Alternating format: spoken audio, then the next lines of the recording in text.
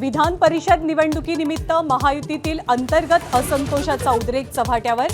नाशिक परभणीत बंडोबांमुळे अधिकृत उमेदवारांची धाकधूक वाढली.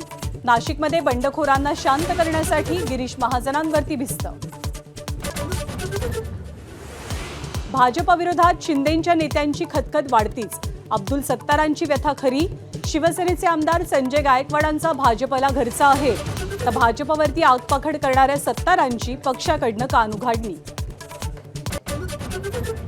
मुंबईतल्या रिमझिम पावसातच नालेसफाईचं पितळ उघडं.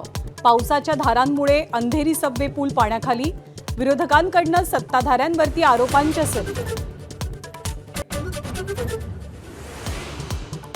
पश्चिम बंगालच्या माजी मुख्यमंत्री ममता बॅनर्जींना सलग दुसरा धक्का. 15 वर्षांची एखादी सत्ता गमावल्यानंतर 60 आमदारही फुटले.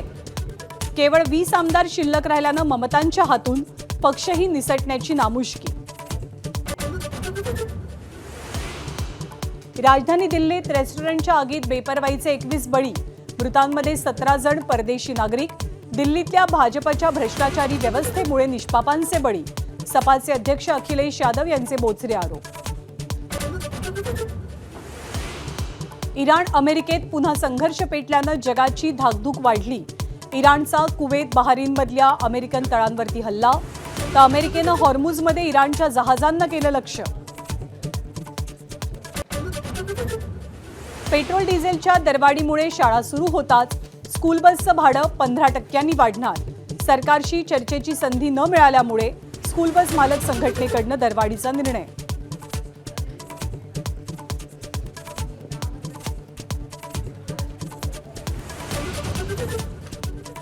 Headlines brought to you by Chitale Namkeen, म्हणजे पाम ऑइल नसलेली चवीची कुरकुरीत धमाल.